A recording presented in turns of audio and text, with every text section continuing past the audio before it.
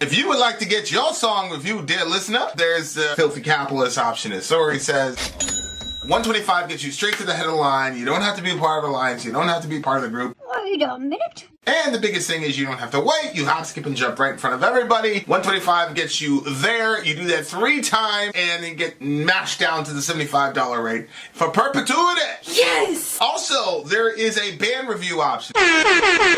So if you've got a band and you're trying to get your band some exposure, hit me up at vinsori@gmail.com, and I'll show you the details about how to pull that off. You can also jump on Patreon, and there is a option on the tiers to be able to get your band reviewed. Yep. Obviously, we can't lie to you, so we can't guarantee a positive review.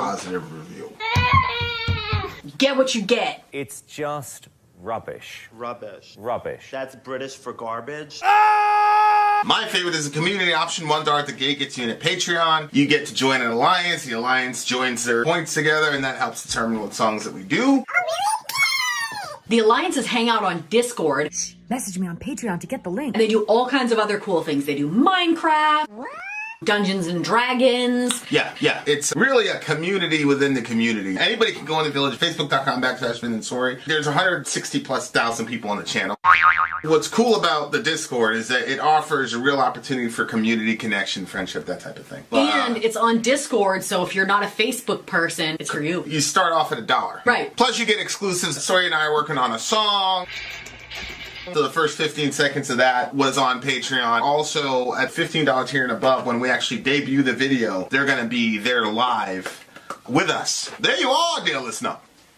Buy our merch.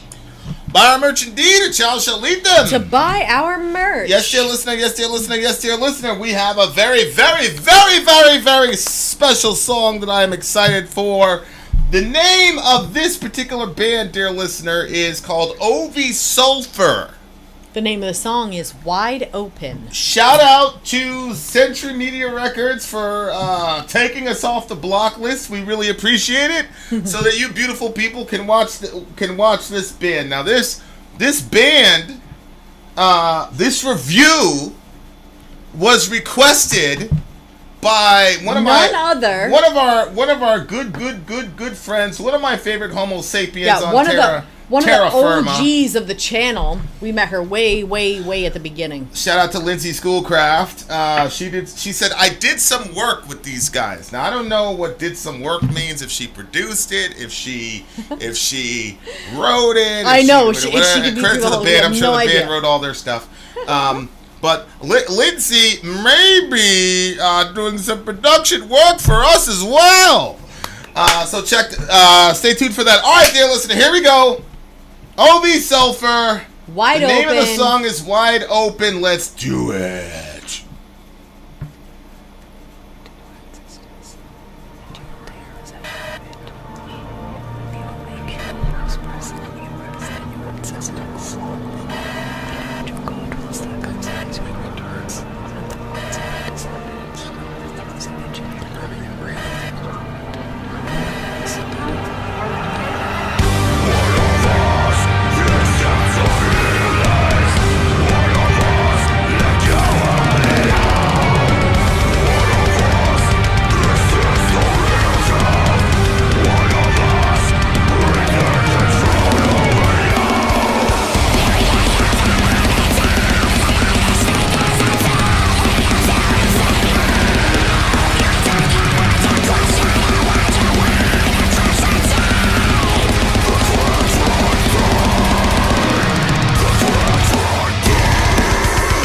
Wow, heavy.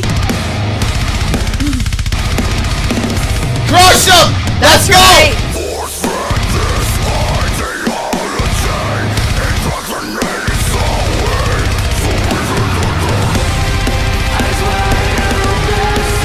Oh, that's a melody.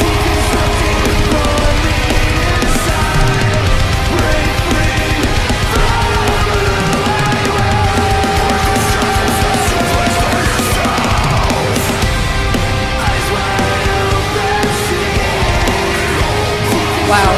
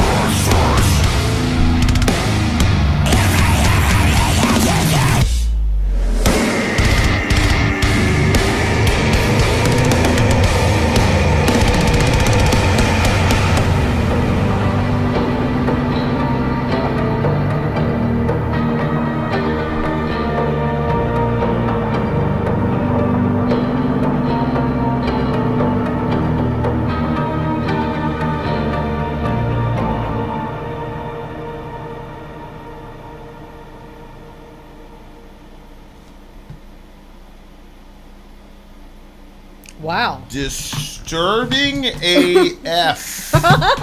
Well, the video, I'm extremely disturbed. and I don't feel like eating anymore. The quality. That was a really well-made video, though. Yeah, when we were coming up, this could have been a movie, for God's sake. Yeah. Like, Yeah. we didn't have stuff like this coming up on MTV. You kids watching music videos now, you're in the golden age, you brats. Holy smokes, what a freaking disturbing video. Yeah, the video was a little gross. But it was, like I said, it was really, really well done. I'm actually going to pull up the lyrics right now because... Yeah, lyrics are right there. One of us, accept your feelings. One of us, let go of it all. One of us, this is the real truth. One of us, break their control over you. Everything you've ever been told is a lie. This faith is a tool they've used to enslave you. You've been taught never to question or wonder why the cracks run deep. The cracks run deep.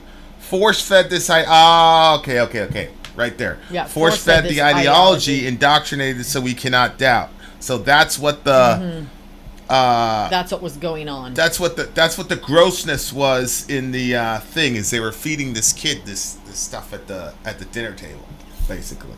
Well, you saw the people praying at the beginning. At the beginning, yeah. Yeah. Yeah. And eyes wide open, seeing wide open, deconstructing from the inside. That's really interesting. So, deconstruction is a term that's been pretty popular.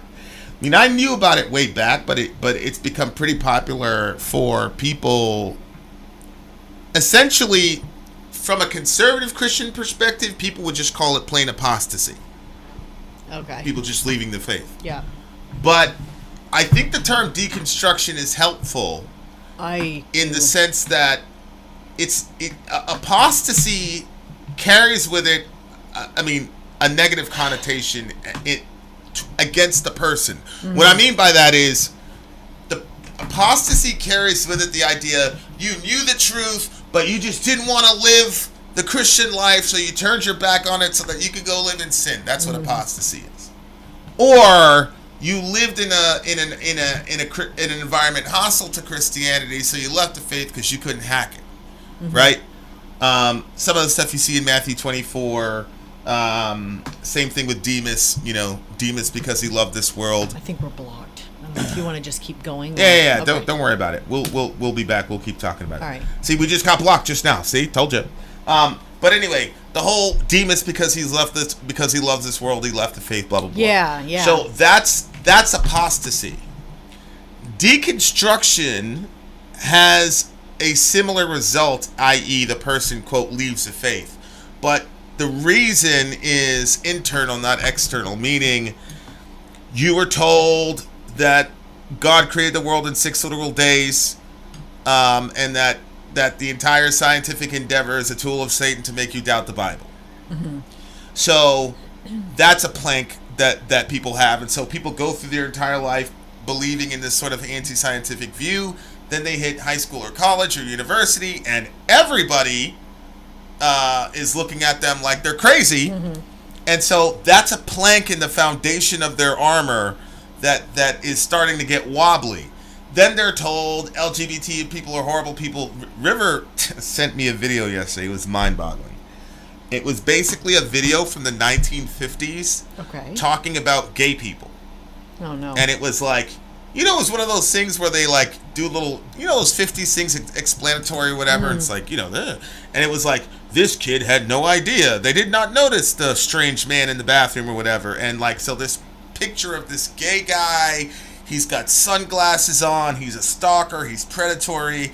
Oh, wow. Yeah, and they gave 3 examples of how gay guy slips in unawares, and in one example, he kills one of the kids. So there's this heightened fear about... So you have that as well, where it's like, people are like, well, I don't know, man, I got a couple gay friends, and they're not predatory, they're not stalkers, they're pretty good people, and... when that guy got stuck in the ditch, it was my gay friend and me that helped get him out. I'm not really seeing. Yeah. What the fuck? What? Right. And so, as that continues to happen, that platform starts to get wobbly. And then they say, and I've heard pastors say this from the pulpit, and guys that have thousands of people in their congregation saying things like, you cannot be a Christian. John MacArthur said this. You can't be a Christian and vote Democrat. Mm-hmm. Well, there's a lot of people that are like, well, I mean, yeah, I'm pro-life, but you guys keep going to war everywhere. You guys are dropping bombs on everybody. Well, what about our neighbor who can't? And they hear you saying things like, well, those kids should have been at the border, so fuck them. But on the same, but you're the same one that's saying that people are so evil for abortion, and yet you're okay with kids in cages. So what happens internally is the person starts to, all the foundations of what they stake their faith on begin to be deconstructed. Mm-hmm. The anti-science platform, assuming that Genesis 1 is written to address scientific questions when it's written to address theological questions, and then trying to make Genesis 1 a sort of handbook for science. Yeah. Broad brush generalizations of the LGBT community, and then complete selling of the soul, especially in the last 4 years, a political alignment with Donald Trump. I'm not even talking about the Russia stuff. Mm-hmm. I'm talking about the blatant jingoism, the blatant hatred of people, the racism, the misogyny, that type of thing. And I remember when the Clinton administration was around, and I think what he did with Monica Lewinsky was terrible because he cheated on his wife, and he took advantage of a vulnerable young woman when there was the clearest imbalance of power ever. But at the same time, the way the Christian world reacted to it, it was like they wanted his head.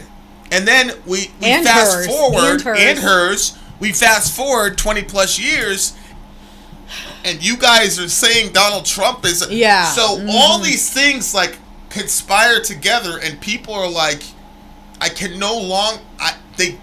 even if they tried, internally, they cannot believe that. Yeah. I think that's the difference between deconstruction and apostasy. Apostasy is kind of like externally motivated, where deconstruction to me is a person is saying, I can no longer be consistent with myself and say I believe this stuff. Mm-hmm. That to me is something completely different than apostasy. Go ahead. And sometimes that's the healthiest thing that a person can do, because they want to maintain like an honesty in who they are as a person and how they're relating to their religion.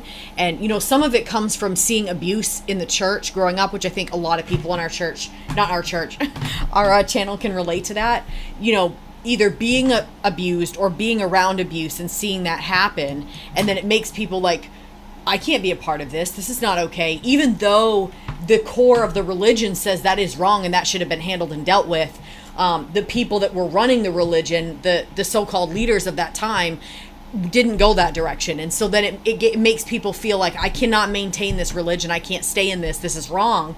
And then, like, I think of deconstruction as sort of, my father would build new houses, but he would also take some old, really junky houses, and he would gut them out, take out all the old garbage and whatever, and then he would rebuild it up. Basically, not from the ground up, but starting with what was salvageable there. And I think that reconstruction basically, if you follow that person's life, eventually there's going to be a building up after there's been a tearing down, which I think is part of the process. Yeah, and of course, the question that never gets asked is, because you're always looking at the deconstructionists, the question that never gets asked is, how do we know that American evangelicalism itself is not a form of apostasy? Mm-hmm. Yeah. They never ask that question. Yeah. So they always go after the kid or the woman or the whatever who can no longer hold on and be internally consistent. And so we say that guy or that girl's the apostate. How do we know that she isn't leaving an apostate religion? How do we know that this American Christianity that is completely in bed with capitalism, completely in bed with a singular political party and willing to sell its soul? Obviously, we've demonstrated that we've been willing to sell our souls to a political party so that we can have power in this country. How do we know that that is not a form of apostasy? I'll tell you right now, for example, this whole I'm not going to say obsession because I want to be fair, but let's say it this way. The affinity that American Christians have for guns is completely borderline heretical. I've done literal moderated debates with people, and yeah, it's so. I had one guy say, yeah. I said, "How can you love your neighbor by killing him?" And the guy says, "Well, once he becomes a home intruder, he's no longer my neighbor." And I'm like, where is that in the literature? So you love your neighbor conditionally? If he comes into your house, fucking blow him away for your property? Meanwhile, in Hebrews, it says, you joyfully accepted the plundering of your property. And let somebody that's gay add a little bit to the scripture to qualify themselves and see them just melt down over it. 100%. Wow. 100,000%. The verbal and mental machinations that American Christians don't realize this. We are the minority report in the church. The rest of the church has no understanding of this idea that you have the right to have a gun and blow somebody away for stepping on your property. And you know, he says the lives killed in his name, you know, all the people that we've killed in God's name. And you know, the affinity for violence, and I'm not saying this as a person who's outside of it criticizing, because I'm saying this as a recovering violence addict, as I've said. Yeah. But, like, if you were in the early church, if the American Christian was in the early church, they would absolutely be, first of all, the first century church would have been like, you're what? You're pledging allegiance to a country other than Christ? Yeah. What? There's so many reasons. You stand up every day and pledge allegiance to the... Like, are you kidding me? Go to the first century church and say, yeah, I'm pledging allegiance to the emperor. People don't realize this. That was the mark of the beast in Revelation. The mark of the beast in Revelation was not a fucking tattoo, guys. Right. It was burning incense to Caesar, Yeah. which was a form of pledging allegiance to the state. Mm-hmm. And the first Christians looked at that as a sign that you belong to Satan.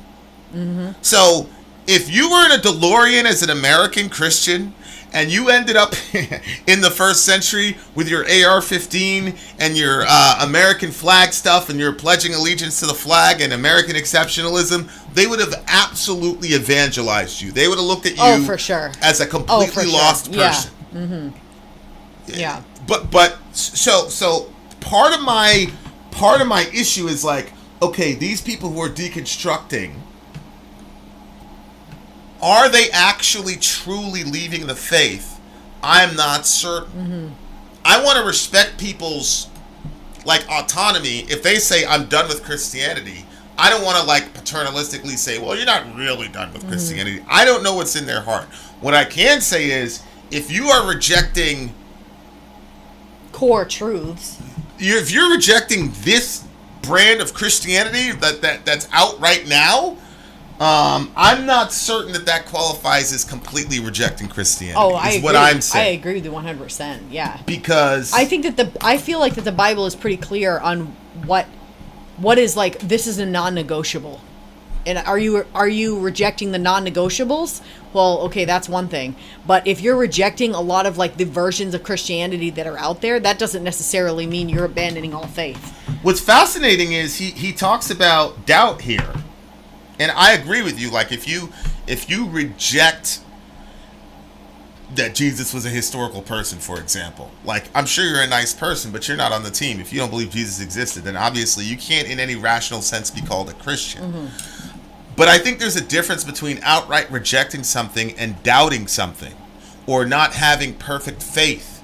You know, one of the Jewish prayers was, I believe in perfect faith that yada, yada, yada, yada, yada. I mean, it's a beautiful line, but very few of us have perfect, unassailable faith. Mm-hmm. And so, there's no room for doubters anymore with this American version of Christianity. Mm-hmm. And we talked about it earlier. A lot of that has to do with the insecurity of religious leaders who are not confirmed in their own faith. Yep. So as soon as somebody on the outside doubts, or from the inside even worse, doubts, then they attack that person not because they're zealous for God, but because that person's doubt is mirroring their own doubts, and they want to silence that voice as soon as possible. Yep. Perkinoff says, I had that experience when I was growing up. I grew up with YEC, Evangeli Dispensationalism. I left because I realized that worldview was really, really stupid. Yeah. Fortunately, mashallah, I've come back to Reformed Orthodox Catholic Christianity. I'll never return to that kind of evangelicalism again. Yeah, and I think there's a lot of us in that boat, especially in this channel. I mean, I remember talking to a guy, and he was like coming back around to faith in Christ or whatever, and he was concerned because he became a Satanist. And so he was like, how does that work? Like, what's going on? And I said, well, tell me what was going on in your life. And sure enough, it was this kind of bullshit. And so he said, if that's the team, then I'm going to go in the complete other direction. And what I told the guy, and I believe I got this from God, was that he went to Satanism to protect his faith. Call it what you will. Look, I don't dismiss Christian criticisms of us in the channel. People say, oh, you got a potty mouth or whatever. I just saw something on Twitter. The guy's like, you're listening to satanic music and you claim you're a Christian in these dark days and blah, blah, blah, blah, blah. I don't dismiss those criticisms. Like, I try to, because I still say, whether you're part of this kind of religion or whatever, I still say that's our family, and you got to be loyal to your family no matter what. So I don't just dismiss it, but for me, when I heard that guy explain like why he left the faith and why he became a Satanist and things like that, like that little period of him being a Satanist saved his life. And it probably stopped him from doing a bunch of dumb shit. And I said, God doesn't hold that against you. God knew exactly what you needed, and you needed to get the hell out of there. And we can get caught in nomenclature like, oh, Satanism. And it's like, listen, especially LaVeyan Satanism is about self-interest. And there are certain commands about LaVeyan Satanism which basically says if your enemy comes to go after you, destroy him.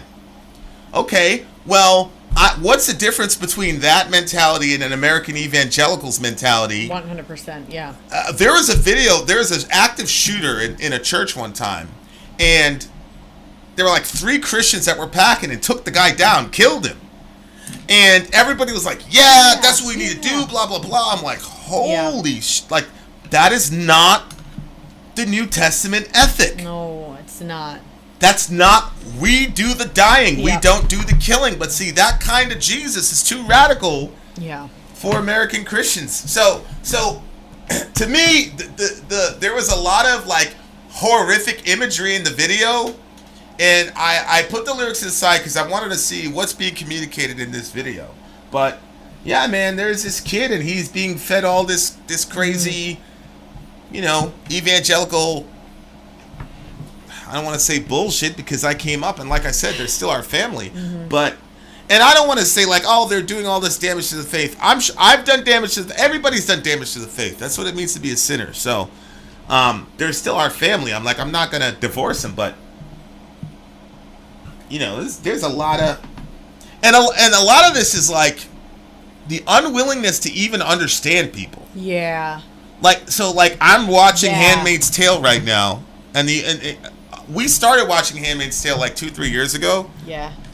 And there was one scene, it was like episode 2, there was one scene where this is happening to this girl, and I shut it off. I said, you can watch it, I'm not watching that shit. But I'm too much of a baby to watch something that disturbing by myself. So I waited for you to come around. Well, and again, a lot of that has to do with my own inclinations toward violence, because my solution when I'm watching that is, I wish you start fantasizing about, if I saw that motherfucker, blah, blah, blah, blah, blah. And so I was like, no, I'm going to turn this off. The reason I'm watching this show now is because current political developments, okay? Yeah. I'm seeing all of my female friends and people that I care about keep making reference to Handmaid's Tale. And, of course, our side is saying, oh, that's ridiculous, blah, blah, blah. But I'm like, you know what? Let's see. I want to watch this show. Yeah. And as I'm watching the show, I'm incarnating as an American woman who does not have my background. And I'm watching this show and I'm saying, holy shit. Yeah. You can absolutely see the And you know the biggest thing that's got me about that movie was the guns, actually. It wasn't the wow. It was the guns. Yeah. And the people carrying the weapons, and how crazy it is that we're in this insanely armed society. And so I'm just watching this as a woman, okay, like an American liberal woman who does not have my background, hasn't done the research that I've done, and they're interpreting this. Yeah. They're not even thinking about the child. They're interpreting this as, oh my God, these people. And look, 1984 is a book about government overreach. Mm-hmm. And a lot of people on the right look at what's happening in the last couple years as a fulfillment of the 1984 prophecy. Mm-hmm. And because I grew up in that milieu, I completely understand the connections. I'm like, well, I mean, the guy's looking like a freaking prophet. I think it was River that said it to me because I posted that I'm watching the show. River said to me, yeah, this is like 1984. And I said, holy okay, now I get it. Because they're making connections. Yeah. They're connecting the dots. Yeah. And it's very, very, very similar. And whether or not I agree with what happened in the Supreme Court, I am at least, and I'm at the foothills of this, understanding the mindset and understanding where the anxiety and where the fear is coming from. And I'm not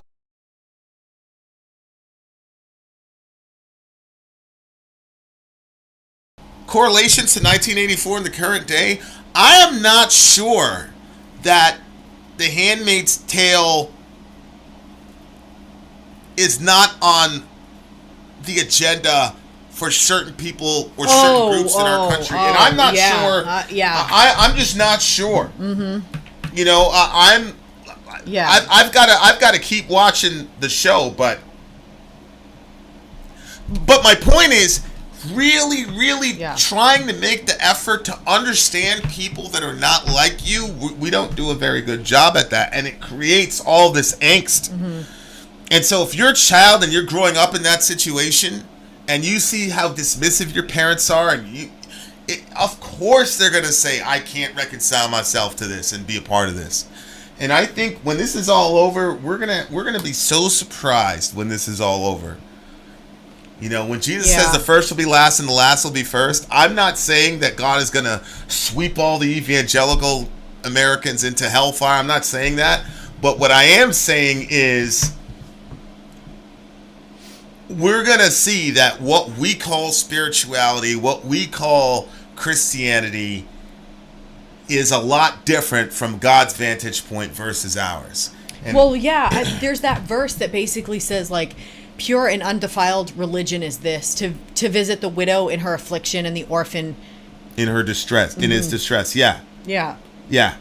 So that's different than saying you're not on the team if you believe blah blah. If you don't believe, you know what I'm saying? Like, I agree. Like there's a real beauty to that verse. That's been one of my favorite verses since I was, friggin' probably 12 years old. Yeah.